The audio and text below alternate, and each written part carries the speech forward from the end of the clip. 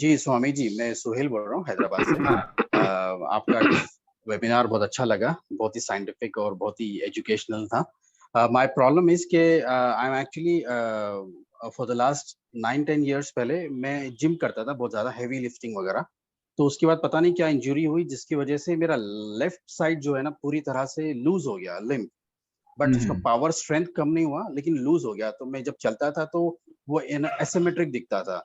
और उसके बाद भी मैं कुछ दिनों तक कंटिन्यू करने की वजह से एक मेरी नर्व पुल हो गई from my back, which has stopped me from doing exercise. So until now I am not doing exercise. लेकिन मेरी बॉडी में हर चीज बराबर है, बट स्ट्रेंथ भी बराबर है, लेकिन कुछ ऐसा लगता है कि एसिमेट्रिक है मेरी बॉडी।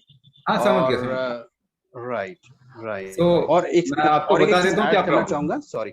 और एक चीज हाँ, ऐड बोलिए करना बोलिए। चाहूंगा, मेरे जो लेफ्ट साइड में जो इफेक्टेड एरिया है, वो वाला हम्म। एरिया, मेरा कान, मेरे आंख, मेरे लिप्स वगैरह भी एक टाइम पे इफेक्ट हो गए थे, थोड़े से इम्बैलेंस हो गए थे।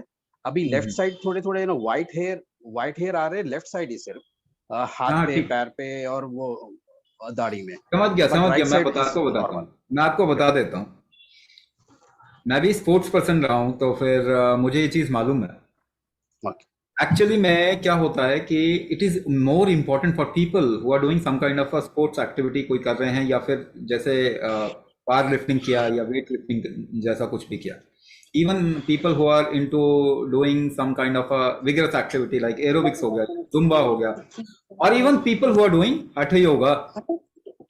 आई हैव सीन के उन सब में कहीं ना कहीं अलाइनमेंट उनकी बॉडी का बिगड़ जाता है, and they keep on, they carry on because there is no system where after some kind of a deviation you create a alignment back. देखो, गाड़ी भी हमारी खराब जगह पे जाती है तो भी हम व्हील अलाइनमेंट करवा देते हैं, लेकिन हम अपने बॉडी को अगर बहुत ही स्ट्रेसली यूज करते हैं तो हम अलाइनमेंट नहीं करते उसके बाद। बहुत सारे स्पोर्ट्स के लोगों को अलाइनमेंट खराब है। बॉडी में बेसिकली 3 अलाइनमेंट आपको रेगुलर बेसिस पे करना चाहिए। खास करके जो भी बॉडी की एक्टिविटी में इन्वॉल्व है उनको after activity alignment and cooling down, ये 2 चीज है। कूलिंग डाउन के लिए तो सब अवेयर हैं, हाँ, अलाइनमेंट के लिए कोई मालूम ही नहीं कि कैसे करें। So there are basic 3 alignment which is to be done. ये अखाड़ों में एक्चुअली जानते थे पहले, युद्ध कला में ये पहले किया करते थे। युद्ध कला का ही एक पार्ट हमने इस प्रोग्राम के अंदर डाला हुआ। तो 3 अलाइनमेंट आपको चाहिए, नाभि, कौड़ी, नले, यानी नेवल अलाइनमेंट आपका ठीक होना चाहिए। दूसरा, चेस्ट, रिब केज के नीचे से अगर देखें तो यहां पे एक हड्डी उभरी हुई है, उसे कौड़ी कहते हैं। वो कौड़ी का अलाइनमेंट हमेशा रहना चाहिए, अदरवाइज लंग और हार्ट का कोऑर्डिनेशन बिगड़ जाता है। ठीक है, नाभि अलाइनमेंट की वजह से मेटाबॉलिज्म बिगड़ जाता है। कौड़ी अलाइनमेंट खराब हुई तो लंग और हार्ट का अलाइनमेंट तो वो बिगड़ जाता है। और तीसरी चीज है स्केलेटल अलाइनमेंट, जो है उसको अगर आपको देखना है तो कमर से नीचे जो जांघें जा रही हैं, जो जांग नीचे जा रही है, आपको अगर कहीं भी कभी कोई पिक्चर देखी होगी या मूवी देखी होगी तो पहलवान लोग ना जांग पे ठोकते हैं, ट्रू। या कबड्डी में भी जांग पे ठोका जाता है। पता है क्यों ठोकते हैं? क्योंकि वो कहते हैं तुम मेरा अलाइनमेंट नहीं बिगाड़ सकते।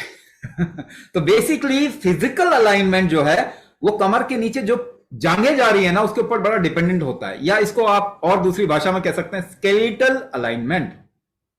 स्केलेटल अलाइनमेंट, यहां पे मैं इसको आपको बताने की कोशिश करूंगा, ये केवल स्केलेटल नहीं होता, न्यूरो मस्कुलो स्केलेटल होता है। तो नर्व पुल जो है ना वो डिसअलाइनमेंट की वजह से होता है। नर्व पुल तो अगर आप रेस्ट करें तो ठीक हो जाएगा, ज्यादा उसको अलाइन करने की कोशिश करें, खींचातानी करें तो वो ठीक नहीं होता, जल्दी और बढ़ जाता है। तो अगर नर्व पुल हुआ है, try to rest, not put pressure, and that to unbalance pressure on your body. उस समय अगर आप केवल रेस्ट करेंगे तो बहुत जल्दी ठीक हो जाएगा, but it takes 2 to 3 weeks, कम से कम वो 2-3 हफ्ते लगा देता है।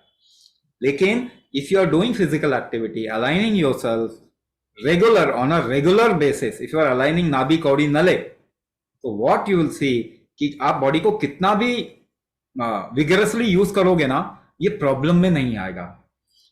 Because we have lost this science somewhere, sports injury is increasing day by day.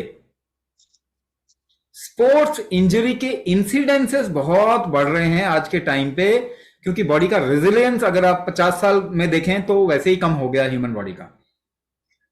तो इसको अगर अगर अपने रूटीन में लेके आ जाए, क्योंकि ये हमने मर्म विन्यास के अंदर ये डाला ही हुआ है तीनों अलाइनमेंट, तो हमें अलाइनमेंट का अगर हम ये काम करने लग जाएं साथ में, then fundamental strength and the tolerance of the body increase करें, तो you can take leverage with your body. आप कितना भी इसको गलत तरीके से इस्तेमाल करेंगे तो the body will be able to recover back, get back into balance, and you will see injuries और प्रॉब्लम्स कम होंगे, है ना। तो अलाइनमेंट का प्रॉब्लम है ये मेरे साथ में भी होता था जब मैं स्पोर्ट्स में था, बहुत पहले की बात है अब तो। ये मेरे साथ में बहुत होता था, बाद में मुझे ये अपने ही एक्सपीरियंस से पता चला कि अलाइनमेंट करने के बाद ही ठीक हुआ, ऐसे कुछ भी कर लो ठीक नहीं होता। बिल्कुल आप सही कह रहे हैं। मैं कायरोप्रैक्टर, फिजियोथेरेपिस्ट हर जगह गया हूँ, तो आपका कोर्स मुझे प्रोवाइड करेगा सारी ये फिक्स करने में हाँ, प्रॉब्लम? ये चीजें जो है ना, इसके अंदर इनबिल्ट है, इस कोर्स के अंदर ही इनबिल्ट है। तो वो अगर जैसे ही प्रैक्टिस करेंगे तो आपका अलाइनमेंट होना शुरू हो जाए।